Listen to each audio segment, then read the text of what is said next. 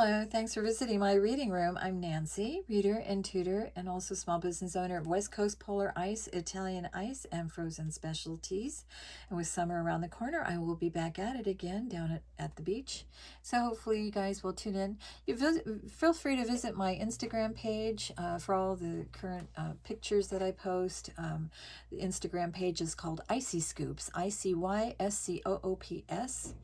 And this is my labor of love. I love reading aloud. I always have. I read a lot to my kids when they were growing up. And when they were little, between 3 and 4 years of age, I know I taught them how to read. So that was always a good thing. And so they're grown up now, so I get to read to you guys. I'm a big believer in reading aloud on a regular basis. My mission is to create a love for reading cover to cover, one book at a time. As you all know, with today and all the technology and video games and so forth, we're kind of bombarded with technology. And I believe our country needs good, strong readers now with critical thinking skills. Now more than ever. So that's part of my giving back to my community. I hope that you all, if you like the content, please like, share, and subscribe. I am not a perfect reader, and so I'm going to let you know that now. I always look to improve myself, and this is not age restricted. I mean, it's for everyone. So I don't know another person who doesn't wish to improve their vocabulary. So I know I need it. So I know I couldn't be the only one. So anyway, here it goes. I'm going to read the word and the definition, and then I'll move on to reading the reading passage. And after these, I get through the Wordly Wise, which I believe, by the way, is an excellent series. I know that they do have this in some of the schools, for the students, all the way up to high school, I believe. But this is by Kenneth Hodgkinson and Sandra Adams, and I just think that they're excellent books. This Black Beauty is what I'll be reading after, so I just want you to know that. We'll get back into our reading. It's whenever I have time and whenever I can upload and make the time to read, I'll do it and record it and upload it. And if you like my channel, like, share, and subscribe, and share with others. Thank you so much. And so the first word in in lesson 12 is aberration. It's a noun, a departure from the norm or what is considered right, natural, or normal, a flaw or defect. The mid-April snowstorm was an aberration that is unlikely to recur next year. The failure of a mirror or lens to reproduce an image in focus. The flaw in the microscope's lenses caused an aberration, so the botanist could not get a clear view of the specimen. Number 2, antiquated. An adjective, grown old, out of date. Kirsten tends to dismiss her parents' views as hopelessly antiquated. Number 3, celestial. Adjective, of or relating to the skies or heavens. The appearance of a comet is a dramatic celestial occurrence. Heavenly, divine, of the finest or highest kind. A look of celestial joy lit up the children's faces when they saw snow for the first time. Certitude, a noun, the state of being certain of the truth or righteousness of something. I can say with certitude that the stock market will continue to be unpredictable. Disperse, a verb, to distribute something or pay out money, especially from a public or other fund. At Midtown Auto, paychecks are dispersed every Friday. Galaxy, a noun, a vast cluster of stars and other matter, billions of which make up the known universe. Our galaxy is known as the Milky Way. Number 2, a group of brilliant or notable people or things. A galaxy of celebrities gathered at Hollywood's Academy Awards. Intractable, hard to manage, tame, or control. Stubborn, not easily cured. That horse is too intractable to be ridden by a beginner. Juncture, a noun, a joining or coming together, the place where such a connection occurs. There is a traffic light at the juncture of 55th Street and Hyde Park Boulevard. a point in time made critical by the timing of the circumstances. Negotiations between baseball owners and the players reached a critical juncture right before spring training. Juxtapose, a verb to place side by side. The original sketch and the finished portrait were juxtaposed to show the artist's technique. Juxtaposition, a noun. The juxtaposition of his before and after pictures showed how much weight he had lost. Maelstrom, a noun.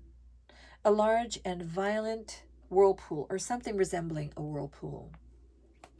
It is believed that the solar system was formed over 5 billion years ago out of a great maelstrom of whirling dust, a place or state of great turmoil or confusion. By 1940, most of Europe had been swept into the maelstrom of war. Optimum, an adjective, best or most favorable. Clear skies at night provided optimum conditions for viewing Mars through the telescope. Pillory, a verb, to expose to public scorn or contempt. The press pilloried the First Lady for taking part in important policy matters. Proliferate, a verb, to grow, expand, or multiply at a rapid rate.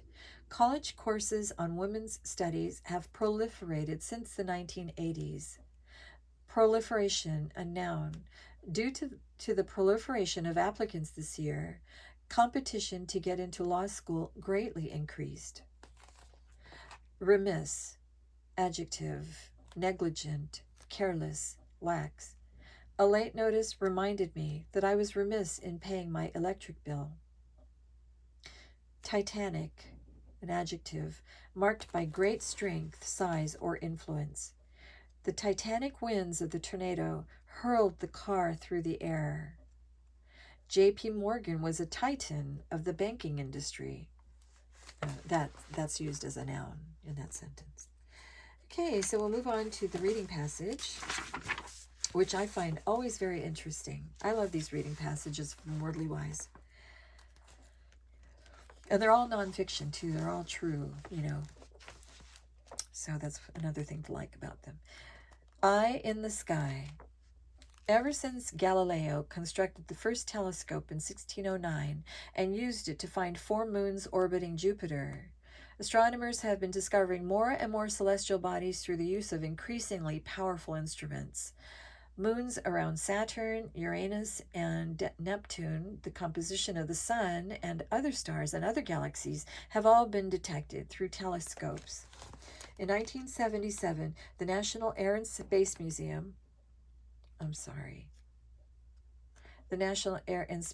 Administration, forgive me, NASA, why don't they just say NASA? NASA began work on the Hubble Space Telescope, a telescope that far outperformed any other in existence. As the work proceeded, costs began to exceed the original estimates and problems proliferated. NASA, under pressure to complete the project quickly, began to cut corners.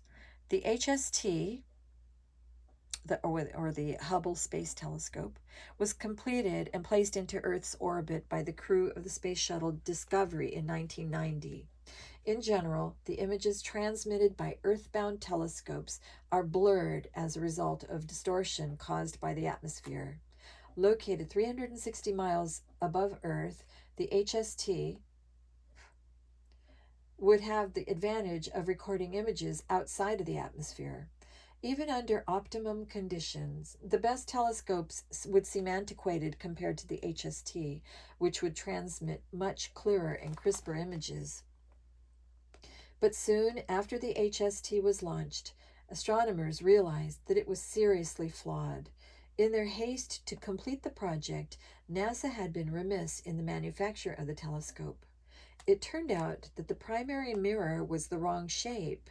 Its edges were too flat by 1/50th of the thickness of a human hair. It's amazing. Because of this error, the images recorded by the HST were fuzzy and out of focus. NASA was pilloried by the press as well as by members of Congress who were responsible for dispersing money to NASA. Barbara Mikulski, head of the Senate committee that funds NASA, called the HST a techno-turkey.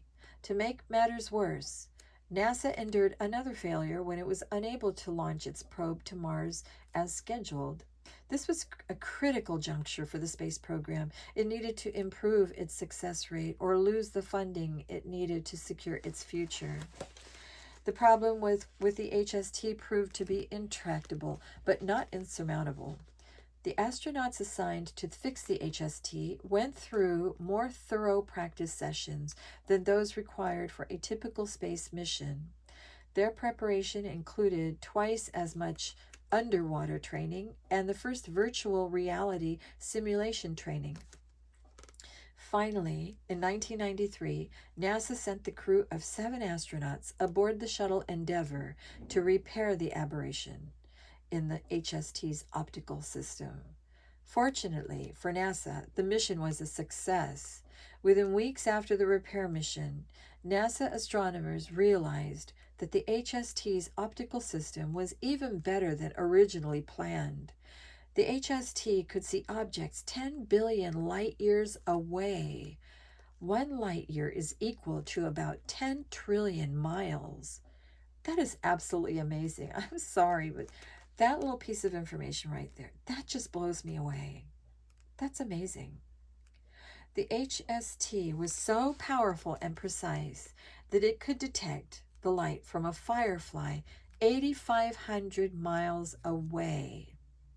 Photographs of remarkable clarity were juxtaposed with fuzzy ones taken earlier of the same regions in space.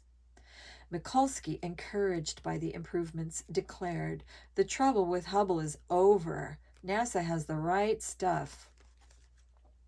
One of the HST's greatest contributions to the field of astronomy is that it can transmit clearer images of celestial bodies and phenomena from a greater distance than earthbound telescopes can. One of the first phenomena recorded by the HST was a black hole. By definition, black holes are invisible because they have tremendously strong gravitational forces that suck in everything near them, including light. But the HST helped scientists detect this black hole because the telescope recorded the powerful effects that the black hole has or was having on other celestial matter. When astronomers observed images of galaxy M87, they noted a maelstrom of gases whirling at 1.2 million miles per hour. They surmised that these gases were being pulled by the titanic gravitational forces of a black hole. Astronomers can now say with absolute certitude that there is a black hole at the center of M87 that has as much matter as 3 billion suns, but is no larger than our solar system. That is absolutely amazing. I don't know about you, but I found that absolutely fascinating and amazing. You know, there is a side note. There is a wonderful YouTube channel. I don't know if he's still on. I haven't tuned into him in quite some time. But Dutch Sinse, Dutch Sinse, SINSE,